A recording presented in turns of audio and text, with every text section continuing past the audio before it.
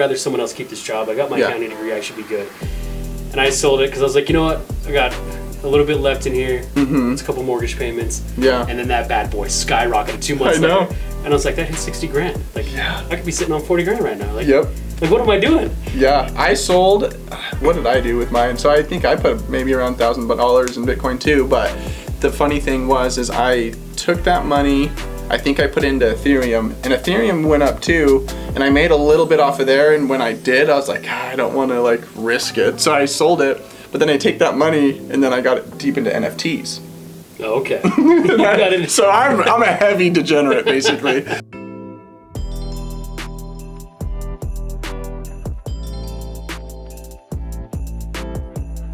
This is the Disclaimer Podcast. This is episode 3 of volume 2. Tonight we have on Christopher Hocking. Thanks for making it. Thanks for having me. I think that this is going to be a cool episode just because we haven't seen each other in a long time. It's been quite some time. Yeah, it's been quite some time.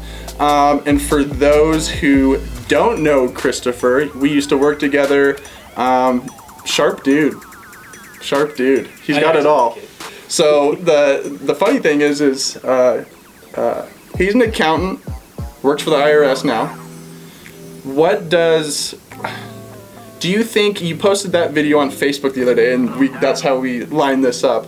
Now it kind of like got my mind spinning about how maybe you weren't exactly aligned with, you know, maybe the work that they were doing, and maybe like your happiness was put on you know, a straining level maybe. No, and I'll agree with that 100% because what I do as a revenue agent for the Internal Revenue Service Right.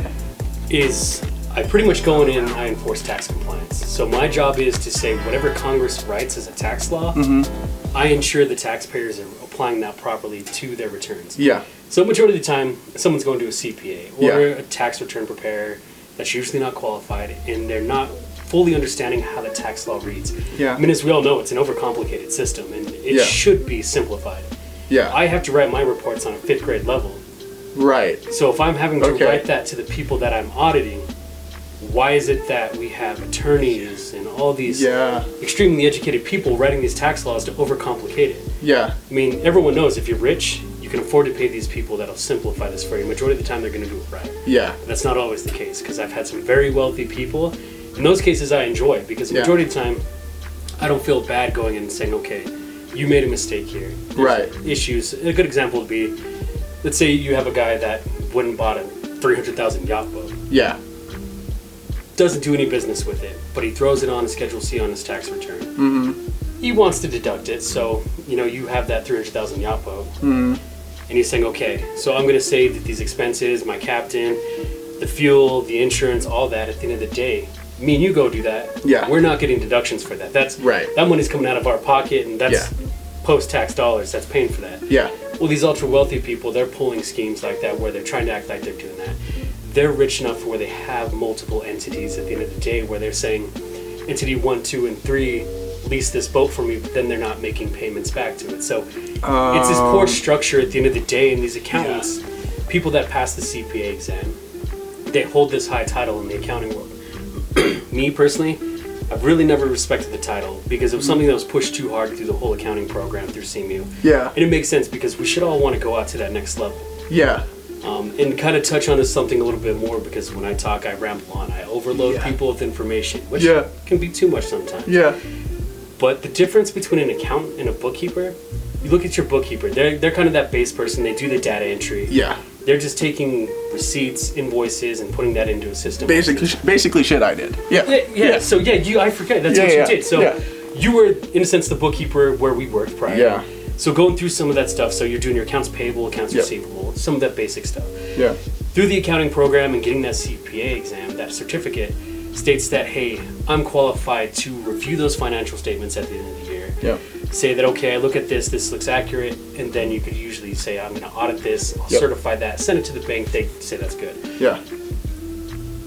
I'm a forensic accountant for the IRS, is the best way to say it as a revenue agent. Right. I'm investigating, looking for false expenses.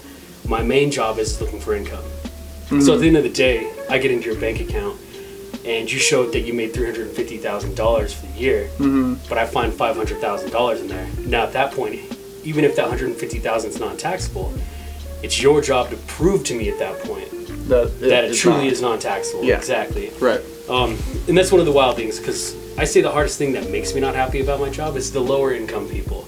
And to me, I think when you're making under $200,000 and you're not really, the best way I can say it is living well beyond your needs. Yeah. You don't have this rich person house that you see. Okay, I'm living up in the Redlands. Yep. You know, I got the house that looks down on everyone kind of thing. It's, you know, you're just your typical person. Right. I'm sure like your dad in a sense. Yeah. You know, he's got a nice middle class house, going through that whole process. Yep. I mean, that is what it is. I don't like auditing people like that because I know they're hardworking Americans. Yeah. And to come in and say, okay, I look at your stuff, your CPA is the one that made a mistake, you're running your business as best as you can. Mm-hmm. You paid a professional to help with the bookkeeping, you paid that guy to do the stuff.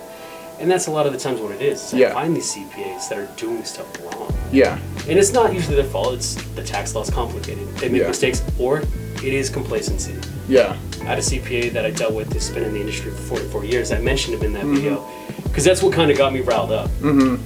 So talking about entity structures, to kind of throw that in, is where he made his mistakes. So we have your basic self-employed person. They're going to put their business on Schedule C on the 1040.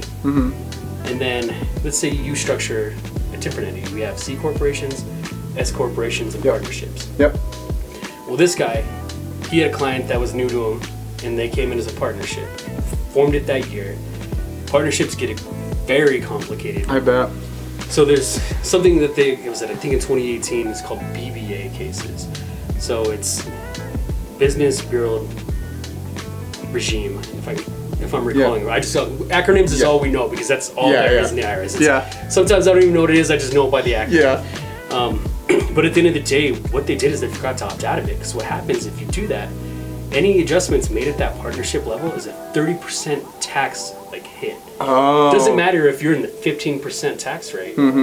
You're going to get hit at 37% on whatever adjustments I make, even if it doesn't truly have a tax effect. So on a balance sheet, let's say, okay, we made a mistake here. Well, this non-taxable transaction in reality should just be corrected right there. Yep.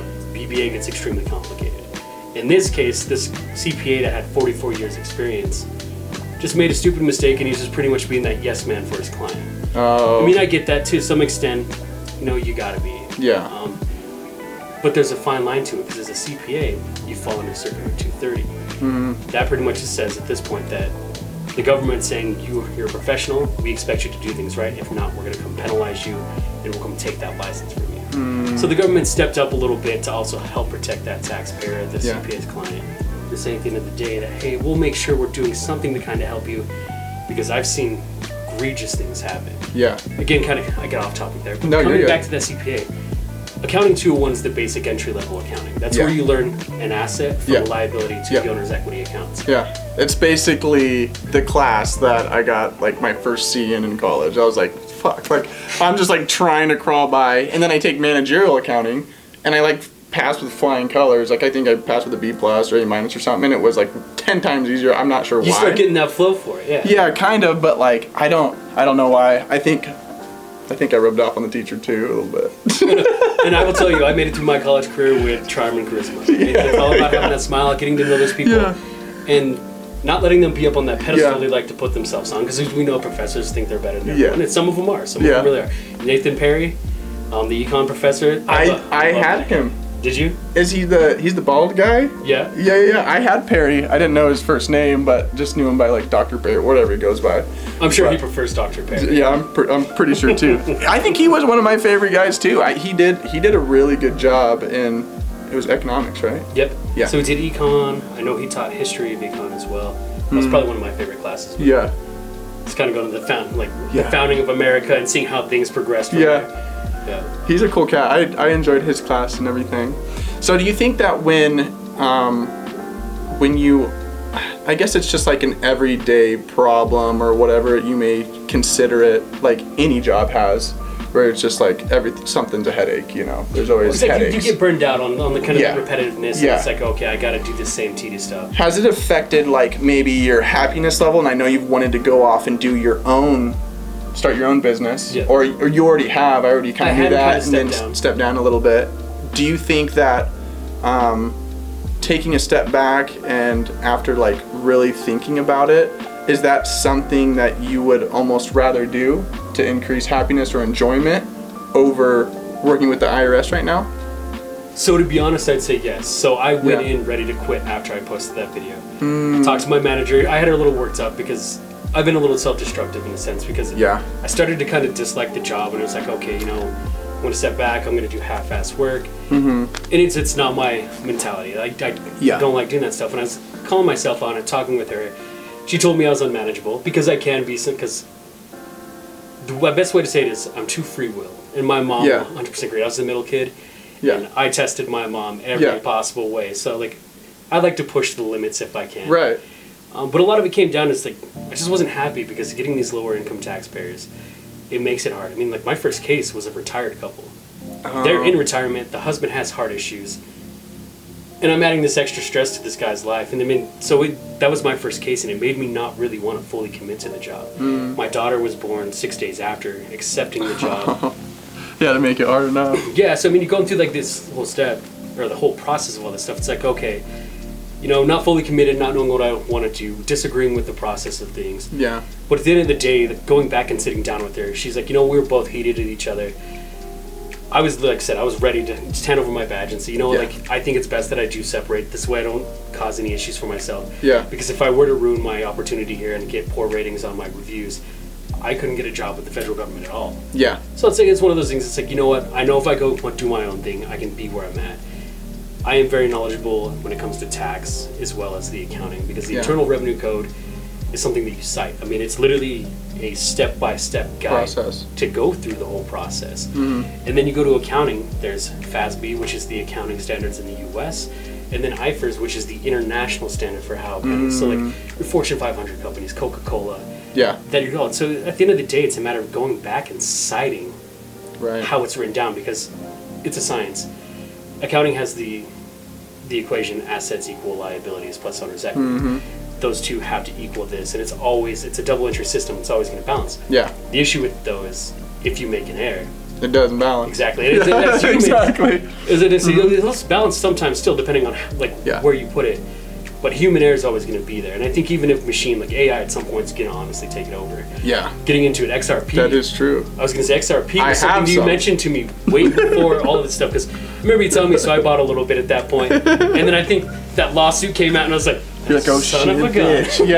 But it was funny because back in the day when I was really like into it, I was even making podcasts and shit about it. But like, I definitely threw money into stupid shit. 100%. But like you have to. Some Deutsch. Yeah, some exactly. Shiba. Exactly. But like the thing is, I've done the same thing in the stock market too. Like I've invested in like shit that I've just lost. There goes $800. I'm not sure why I did that. But like, but then there's cases where I've made a good amount of money. So GameStop, I don't know if you made money on that. No, I didn't. Because I couldn't follow Reddit every minute of the day to make sure I was pulling my money out of the right.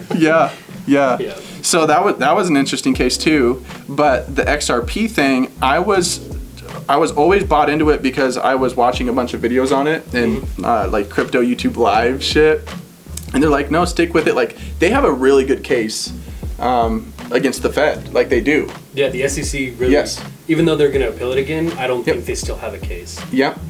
It was too broad of a, I don't even know how to explain it because I don't like to get into that type of jargon, but like it was just too broad of a case. Like they couldn't really go against XRP and be like, you're doing this wrong, because everything was just so broad, and it was more of just a threat than anything. And so I did hear about how that case turned out and like kind of what happened, but it took like a year and a half. Oh, they dragged it out. Which was wild. And I personally think, because I like to consider myself a bit of a conspiracy theorist, because you shouldn't trust your government, regardless of how well the government's ran. At the end of the day, everyone should be questioned. Like, we have Congress who writes their own laws. Like, they can go on the backside and do insider trading, but you and I do that. I mean, if I were to audit a big company and take that information and go invest, they would put my ass in jail. But our senators and our congressmen and women can do that stuff. So, and we as the people should be able to say, no, we are coming up with a law to limit what you do, because... Are you going to punish yourself? Limit yourself on the ability to get ultra wealthy? Exactly. I wouldn't. It's all greed, man. It's crazy. And I don't like read enough, and I don't look into politics enough to really even care either. But it's just because everything you come across, it's, you know, it's like the same thing. It's just a different lawsuit, or if it's a different this or that, it's just like greed. It's the propaganda that I think is kind of spilled out there to, one, keep us disconnected from each other. And just, as long as you're stirring that pot, it's always going to stay mixed up and just chaos in a sense. Yeah. But I mean, it keeps things interesting and fun too, I guess. Yeah. and that's always been the crypto threat. Like, it's put people in a different position, you know, different people in power, and being able to hold and have something that maybe isn't, you know, you can't physically touch it, but at the same time people throw value at it.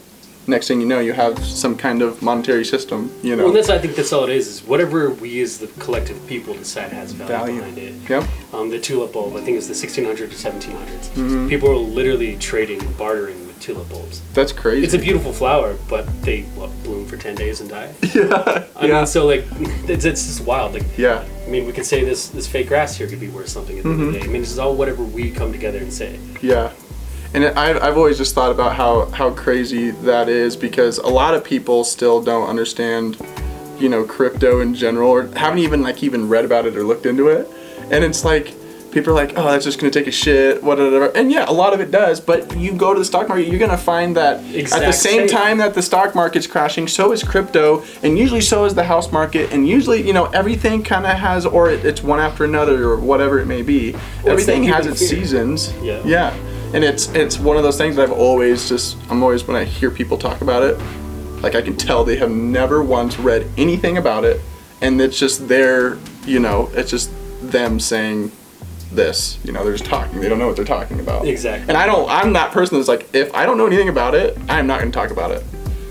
That's why I just said, like, I don't really know anything about politics, but it's usually the same shit. It rides the same wave, and it always comes down to greed and money and exactly. Who's telling the story and where they want you to kind of look. Exactly. Because I mean, my favorite thing about cryptocurrency is the technology, the blockchain technology. As an accountant, I like that, because I mean, you think that is a software, just Bitcoin. Every second, 10,000 people are auditing that, and that's just like the amount of people that are applying their time to it. Yeah. So you have these ledgers that are constantly being looked at, and I like the technology aspect of it. Yeah. Kind of going back to XRP, I mean, a lot of these companies, or not companies, countries, are going to go and create their CBDCs, the central bank digital currencies. Yep. They're going to go through and start building their fiat currencies into that. I know. And it's the way the technology literally blends, so it's like you're getting these, almost like Visa, MasterCard. Yep. These companies that'll come in and make that transaction rate super cheap. Yep. I mean, dude, I work downtown. I have to pay 80 cents to park, but then my convenience fee is 35 cents, which is absolutely insane. I mean, that should be, a couple pennies, because I'm doing all the work. They're just a network. Exactly. I mean, I get it. Service costs money, the overhead of having people there, but it's the insanity of it. Yeah. And just to know that there's only a finite number of Bitcoin, and when you're pushing, when most people or those who are mining Bitcoin, they're pushing through those transactions, or those blocks of transactions, or even earning back on what they're pushing through. So like it makes total sense, because one, you're going to have more people or more miners coming in to push through all these transactions for people that are just buying and selling Bitcoin or Ethereum or whatever it be. Yeah. And it's not like you have to print more money, you know, but the value does get dramatically steeper, whether that be higher or lower, and then that's when you're like, oh, I don't know if I should buy or not. Yeah, you know? Exactly. Like, dude, I remember buying it. Literally, it was, I think, $1,000. Yep. And I watched it go up. I was holding it. I think it went to 9, and it came to 6. Like, don't quote me on the numbers, because I think it'd be a little dramatic about it. I took the volunteer layoff because I was like, I'd rather someone else keep this job. I got my accounting degree. I should be good. And I sold it because I was like, you know what? I got a little bit left in here. It's a couple mortgage payments. Yeah. And then that bad boy skyrocketed 2 months later. And I was like, that hit 60 grand. Like, I could be sitting on 40 grand right now. Like, like, what am I doing? Yeah, I sold, what did I do with mine? So I think I put maybe around $1,000 in Bitcoin too, but the funny thing is I took that money, I think I put into Ethereum, and Ethereum went up too, and I made a little bit off of there, and when I did, I was like, I don't want to like risk it, so I sold it, but then I take that money, and then I got it deep into NFTs. Okay. So I'm a heavy degenerate, basically. So then I just take that money. Obviously, I kept enough that, you know, I you needed can still play with some on the side. Yeah, but I also wanted to be able to, you know, pay taxes at the end of the year, but the rest of it, I was like, oh, I'm going deep into NFTs. So I went and bought a bunch of NFTs, and everybody's like, you're fucking stupid. And I was like, maybe I am, but I don't know. Like, I have it could pay off. Who knows? This is the risk and reward. Yeah. You have to take the risk to get the reward. Yeah, and I'm like, this is old money, and like, this was just, most of it's gain, you know, so it never even went from digital currency into, you know, the dollar in my pocket ever. Yeah. You know, I was just like, whatever. So it was just $1,000 at one point, and now I made some money, and now I'm just gonna keep it online. You could have been like one of the Bogan brothers. I was reading the other day. He bought like 675,000 NFT. It's worth $13,000 now. Yeah. But he's making all his money boxing, so. Yeah, that's true. There's a difference. Yeah. There's a difference. Mine just lost a bunch of fucking value, and now I'm just sitting here like, oh shit. Exactly. Who knows? Maybe 13 years down the road, you might get lucky. Yeah. Exactly. That's why I'm just gonna be like, I'll just keep them. I'll keep the NFTs. So I just have my little fucking NFT wallet and stuff on MetaMask and stuff like that. But I guess back to like what we were talking about earlier. Since you have a family now, do you think the way you operate in making decisions, does that change or give you any type of like anxiety, or just kind of like your move, like how you operate, like maybe that holds you back from leaving your current job to start your own business? I would say yes to that. Because obviously I think being married, it's teamwork. We use the cheesy slogan, "Dream work makes the dream." Yeah, teamwork makes the dream work. Sorry. Yeah. But I mean, it's true though, because if you don't work together and you don't express those goals and what's kind of your drive's going towards, it will have an impact. I mean, there's been some opportunities where buying rentals, in the sense that there's houses I wanted to buy because I want to buy the subdivision my house is in. It's not the nicest neighborhood. I was going to ask about that. I was going to ask your real estate dreams, or like what you've done. So I want to dig into that too. Yeah, so I mean, it's kind of going like that. I've been in my house for 11 years now. I bought it when I was 21. And I've dumped a bunch of money back into it because I'm too ethical sometimes, where it's like there was issues with it. And I knew at the end of the day, I could not feel okay selling my house. Right. If there was structural damage to it or anything along those lines, where it's like we get that fixed. Because I bought it for $63,000 back in 2012. So got super lucky. Yeah. Was able to get that house cheap, and then I've turned around and I probably put over like $120,000 into it. I still have a good amount of equity into it. Yeah. But at the end of the day, especially where it's at now, because I'm finishing up the siding on it, because I dibble-dabbed in some carpentry as a young man. Yeah. So as my old boss used to tell me, I was a jack of all trades, but a master of none. And it's true. That's how I am, because I've dude. never really dedicated myself to one thing besides accounting. And kind of going back to that decision-making, my manager made a very good point. She's like, I don't want to see you as a glorified bookkeeper. And going back to that boss that called me that, jack of all trades, but a master of none. Yeah. His wife would always call me a glorified bookkeeper. Because I had an accounting degree, I understood the concept. I cleaned their business up. Yeah. I mean, the drivers were literally taking money from them because they were fudging their logs, over-reporting their mileage, which was increasing our insurance. And it was just this whole shit show when I came into it. Yeah. The old bookkeeper didn't have any accounting knowledge. She worked at a bank. And anyone that knows a bank, it's reverse. Because the bank's holding our money and lending that money out. Right. So it's like you see the debits and credits. It's not the same as what you see on an accounting ledger. Yeah. So like people get very confused, and she had everything reversed in these books. Oh no. So I mean, and then it kind of goes in. That's like what I think I would excel at, is going out, teaching people to go get this stuff cleaned up at the end of the day. Yeah. And this will kind of tie into your question, is like, how does my family decide or help me decide my decisions? Yeah. It's because I know I have the knowledge, and I know if I go out, I'm going to be successful. Yeah. That's not a fear of mine that I think I felt, because I know if I get out there and I get my hands in it, people are going to get someone that's overqualified to come out here. Even if it's just consulting, you want me to come out and set strong internal controls in your business with you, we'll sit down and go through the process. We'll make sure that, okay, you're limited. Let's say you had a business. It's just you and you got a bookkeeper. Well, at the end of the day, you say, you know what, I'm busy, I'm creating got this business going, I'm getting leads, I'm doing all my stuff. But you have another business on the side, so you don't have 100% of your mind dedicated into your books to really know what's going on. And to be honest, most business owners, they don't look back at the books, which is kind of offensive to me. Right. Because that works there, and it's trends. It shows you where you're really at. So quarterly, you'd be like looking at those financial statements from your income, looking at cash flow statements, seeing how things are really going. And like what you can set your goals to the next, quarter or, I mean, because I think you're doing sales now, and it's easy to say, okay, well, this year tons of heavy rain the last couple of years, concrete's definitely settling. I completely replaced all of my front sidewalks because I watched them go from like little micro cracks to just like, all right, my daughter's gonna trip and I'm gonna get out of here. Not only dealing with the concrete that's broken, but my daughter's face is busted up from tripping on concrete. So I mean, you think that $6,000 investment for me is down the road saying, okay, everyone's safe. I invite you to my house, you don't trip and bust your neck. And my insurance guy's like, really, Chris? You're at fault for that. We're not covering you for that $300,000 bill he's suing you for. So I mean, it's taking those steps and kind of just going through everything. And I think when it comes to accounting, the way I look at it is it's a science. You do it by the equation. You make it flow. You get things posted to the right account. You can see the trend. You can see how successful your business is because every year is wild. I mean, we're in a recession. The feds don't want to say it at this point because for whatever reason they changed the definition of it. But we truly are in a recession. I was going to say, is it 2 quarters in a row? Yeah, 2 quarters of GDP being down. So at the end of the day, I mean, they're changing the rules of the game.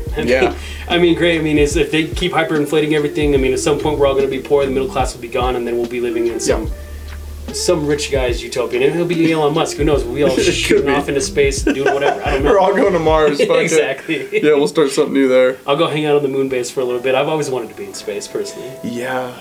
I've always thought about, you know, if I ever had the opportunity to do something like that. I don't know if I would.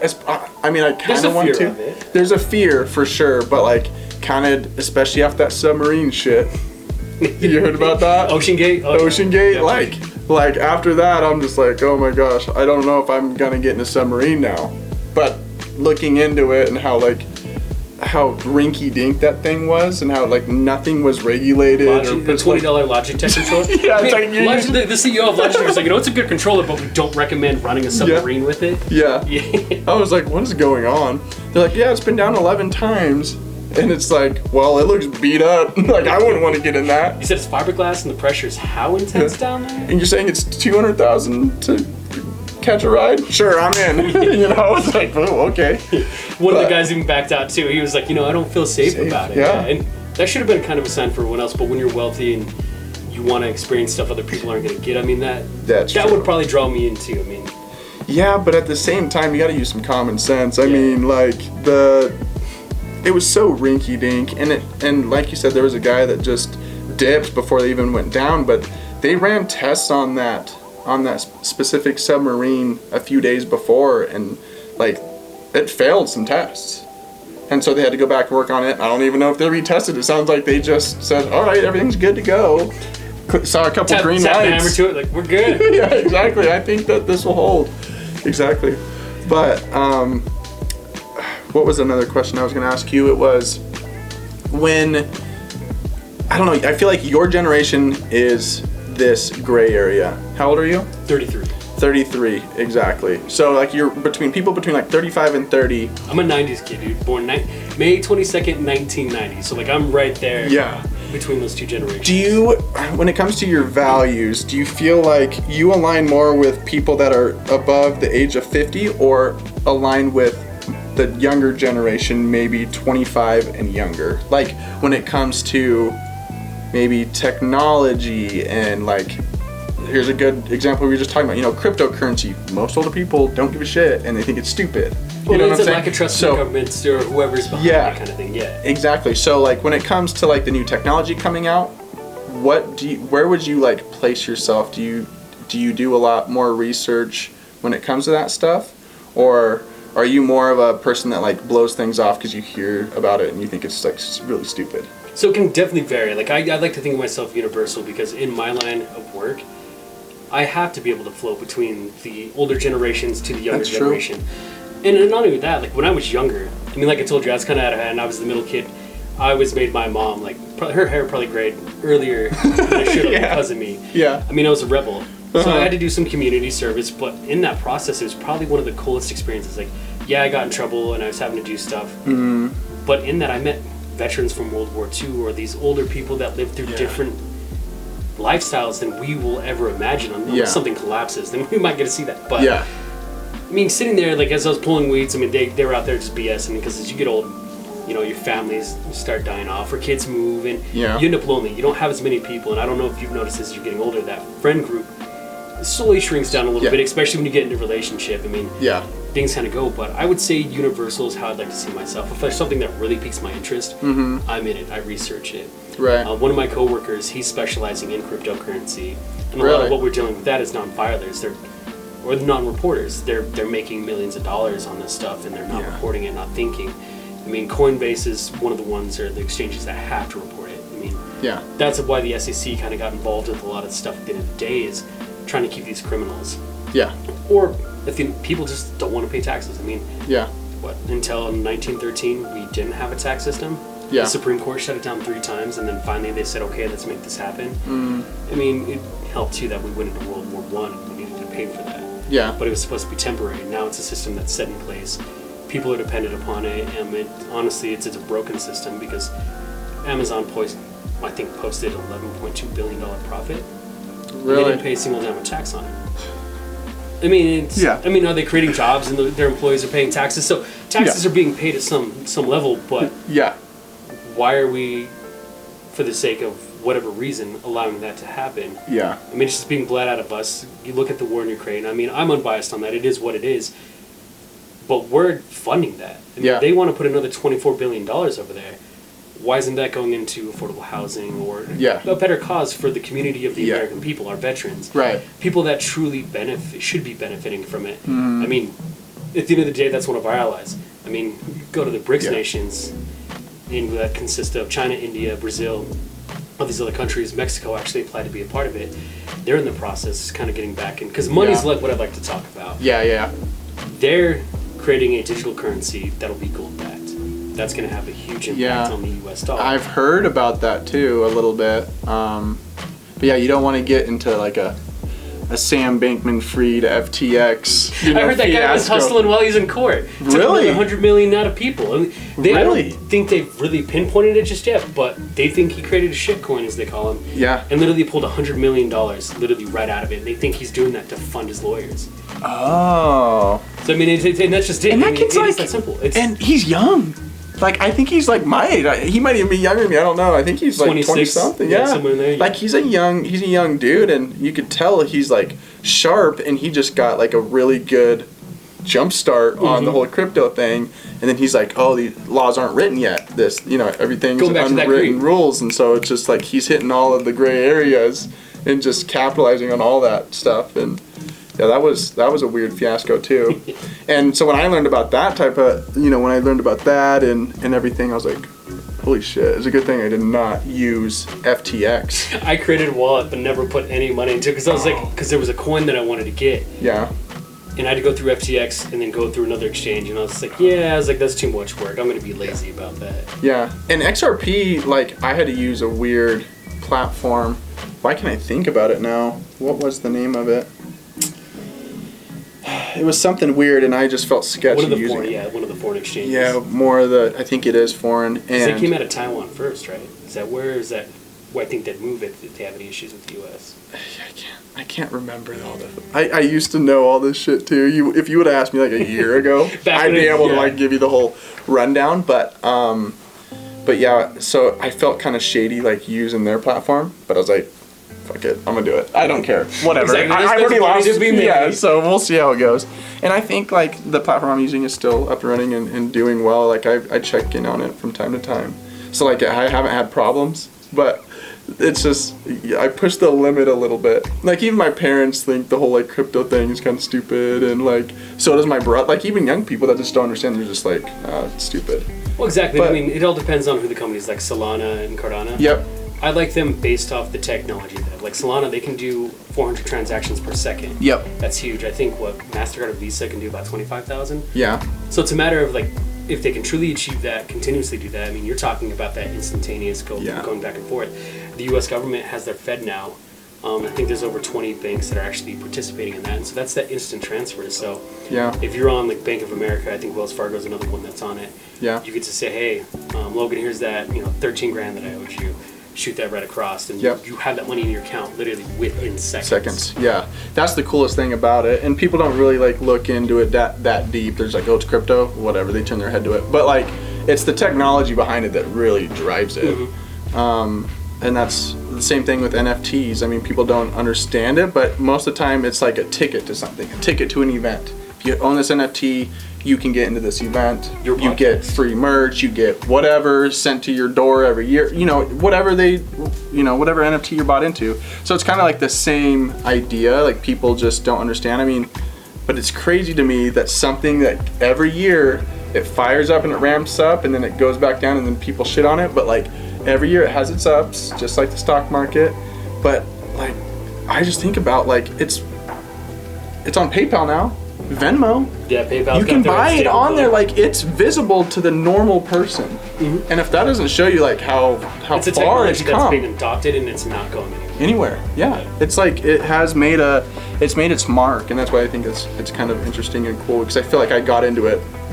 Obviously I did before they adopted it. Yeah. But people are still a little bit sketched out about it, and it also makes sense though with you see companies like FTX and stuff like that, because it's such a gray space in today's world. But it's kind of a deep question. Fuck it. I like deep questions. Yeah. What was have you ever had a 5-year span in your life? Doesn't have to be 5, could be a year or 2. Just a span, whatever. A span in your life where like you were unsure of what you wanted to do, or like maybe you had like a really rough couple of years. Because I know you've always been dialed into accounting, or you've always kind of had like your mindset on something. Because I've never had that. So that's what I admire about you. Like, you have that. I've never had that. Like, I still don't know what I want to do. I respect that. At my age, you knew that you wanted to be an accountant. You went to school for it. It's like a doctor. You just kind of... You picked that up. And honestly, yes. What got me into accounting was my high school accounting teacher. I really got into... Because when I was working at a tire shop when I was like actually going to school in high school. Yeah. I made $30,000 when I was 16. I filed my taxes, owed money because my mom claimed me. No, in reality, she probably shouldn't have claimed me because I made that much, but she was still providing my housing. I was her dependent, so she should have won. Like, I ended up owing $600, and I was literally going through the whole process, going through the returns. Brought that to my accounting teacher in high school, and he's like, Chris, you filed this perfect. I was like, well, it's just a matter of reading instructions. It's literally... Yeah. They're forms with instructions on yeah. it. So you read them, you can follow them. It's pretty easy for the most part until you get to the complicated aspects of what accounting is. So that kind of set that into place. But honestly, in 2013, I'd say it's more 2012. Like, I was snowboarding and I got a really bad concussion. And I can't say things are 100% since that. But it made me fall out of love with accounting because it's like the reading aspects and the more complicated details of it are harder in a sense to not... It's the best way I can say it is I can grasp the concept, but I really have to make sure that I go back and I read it at a slower pace instead of I read that, I got that. But I think it was a blessing in disguise because it took some of that arrogance that I had in my younger youth and balanced it, saying you can't know everything right at the gate. Yeah. Because accounting and tax law is ever changing. Yeah, I bet. The TCJA that was enacted under the Trump administration, I mean, that took a lot of deductions away, increased the standard deduction. I mean, so that's constantly changing. Congress writes the tax laws, and these guys are constantly bickering back and forth over stuff. I mean, so there are days, honestly, that I truly do hate accounting. Yeah. I went into accounting for myself because I want to own my own businesses. I want to go through that. If I go through and actually make voracious accounting actually happen, that's like a 15, 20-year plan that I go through. I run that business. I help people build up around me because the whole point is to build that network. My end game, something that I've always wanted to do because I come from a line of carpenters, is to be a city developer. Really? To go through and actually develop cities in a proper way, to utilize the way the sun crosses the land, make green energy, and I'm not going full hippy dippy because you can't. There should be some natural gas that we pump through if we need it. Always to have that alternative, because this whole mindset that we have in society now, it's like, oh, you do this, you're a horrible person, we need you to instantly switch. Well, great. We all go electric. China's hacked our grid. We're all without power. Next thing you know, they're already in the process of starving us out. I mean, they own the largest pork producer in the United States. And I know we're not going full political, but the whole aspect of, like, the world's intertwined. And I will tell you, from the age of probably 6, I got my first Net Geo magazine. It had a picture of Earth. Seeing Earth from above and just looking at that. It is actually super sick. It is. We live on a living organism. It all works. The Sahara Desert, the way the wind blows, it feeds and adds the nutrients to the Amazon forest. I mean, it's all intertwined. I mean, am I saying should we all work together? No, but my mindset in the end is to say that city development will hopefully grow into a program that I call locals. Yeah. To where we're locally sourcing a lot of what we can. If we need to import, we will import. I mean, because you can't produce everything in one spot. Right. So at the end of the day, you say that, okay, I mean, we're moving into a very digital world. And the best way to say it is, I mean, Europe's next year is going to make it where you have to have a visa to even go there as a tourist. Really? You will not be able to go into Europe without a visa. And they're doing that because if you have a visa, you have to hit these digital checkpoints. Oh. Well, ChatGPT, one of their co-founders, created WorldCoin. There are literally people lining up to hit these iris retina scanners to where you literally scan and then they're paying you coin to digitally check in. And apparently there's a guy every 18 seconds that's scanning himself because he's that invested into it. I mean, really? The fear of that for me comes into the fact that if you are not regulating the people above, which we have that issue with in this country, I mean, people can do whatever they want. They'll abuse that. And in a free country like we have here, is you create that system that says, hey, we'll act as that third party. Logan, you know me. Yeah. You can verify me as a person because you spend time with me. Granted, it's been years, but we interact here and there. Yeah. But if you have that trust within this, like the community itself, we create our own servers. I carry a phone. You have a computer. Yeah. We have all these electronic devices that, in all reality, if you create a secure network, you create that network within. So a voting system, that's all a part of that. I mean, we all anymore talk about how our politics align in some sense. Most of us are civil. We don't throw it out there in the face, and that's the way it should be. I mean, because as true people, we should always be able to be in the middle and hear that. Because if you're an extreme on either side, I mean, you're part of the problem at the end. Yeah, exactly. You are part of the problem. I'm very conservative, Yeah. but I can also see some of the liberal mindset say, okay, that makes sense. We should be doing some more of that. Yeah. Or it's like, okay, that's pretty goddamn extreme. Like, why are we even doing that? I mean, we all have that thought process at the end of the day. But it all comes down to what I want to do is being that city developer that, in a sense, at the end of the day, creates this global network that comes in, because I think it's insane that we can't extend statehood to the United States. That if we had a country in Africa that says, you know what, we love what the U.S. Constitution brings to us. Yeah. We all agree as a nation that we would like to come be a part of that. But then there's the other side of the coin for that. Okay, well, we like the Communist Party's mindset. We love what China and Russia are doing. We think that's good for our people.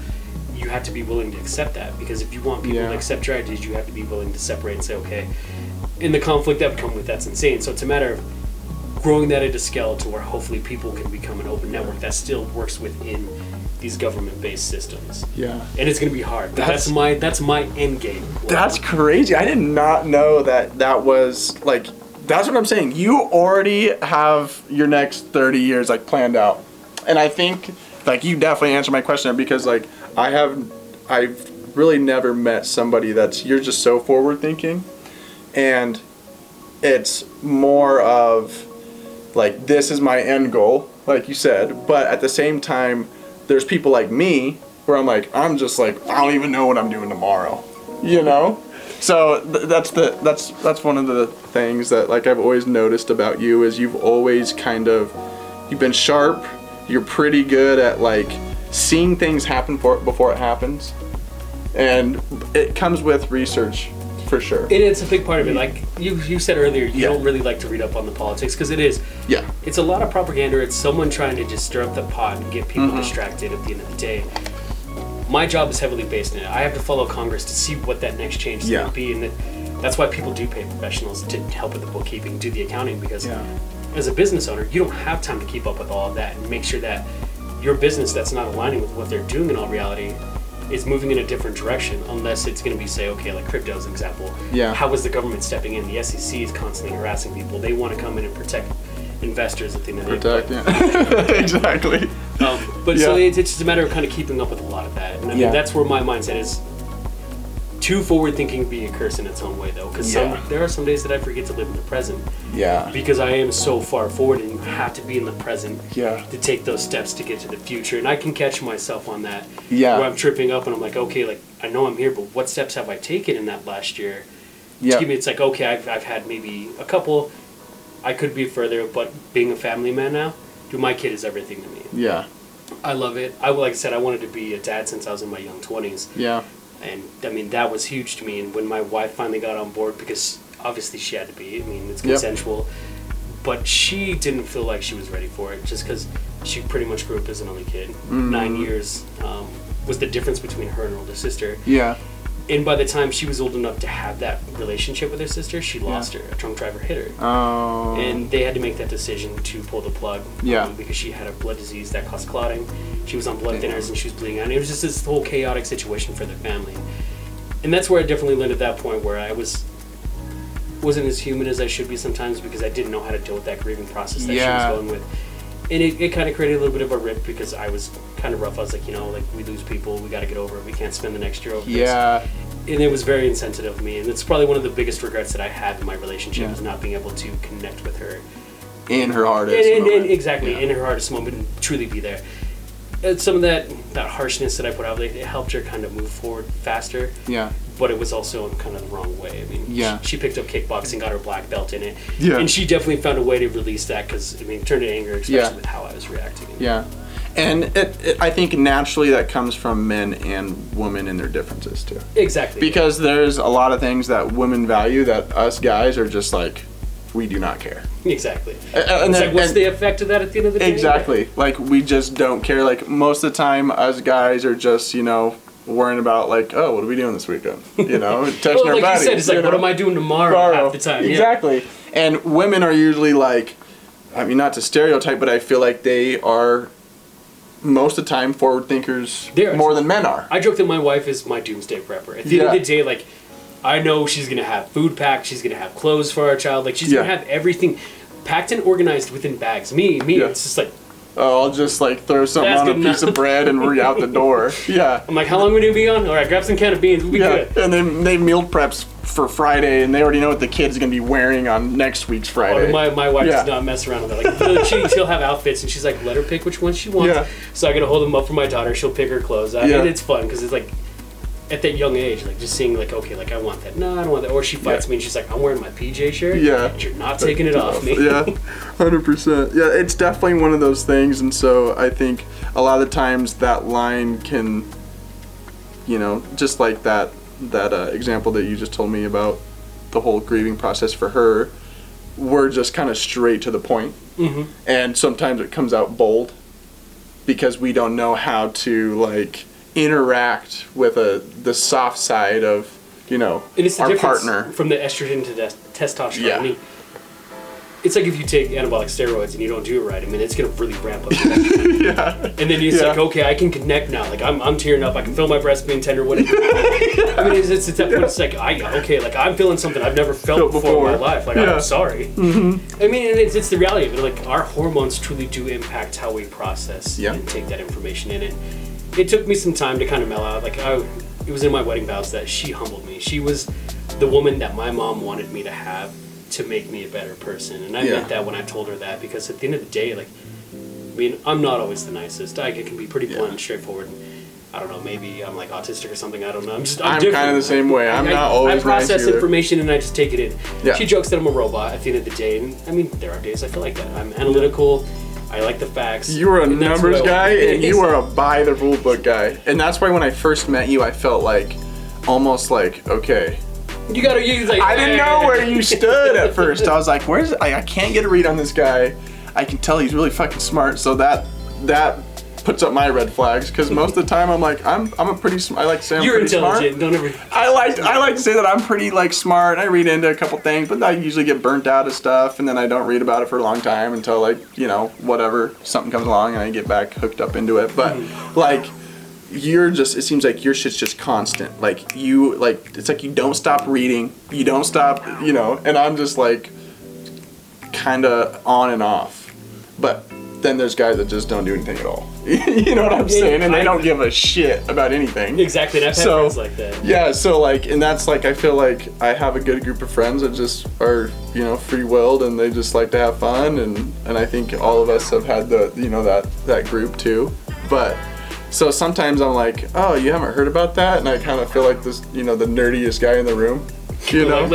But you are one person that I met that I'm like, okay, this guy is definitely smarter than me. He's definitely ahead of the game, and you can tell he knows what he's going to do the next 5 years of his life, at least. So that's why I was like, when I first met you, I was like, okay, I kind of have to take a step back and try to actually get a read on him. And I don't like, I try to like listen more when I first meet somebody. And I think that's key. So I'm really like quiet when I'm like, I'm not like this outgoing Logan that you know now. Oh, exactly. When I first met you, I was like, I don't know about this guy, you know? But I don't know, that's how I am with everybody. It's just one of those things.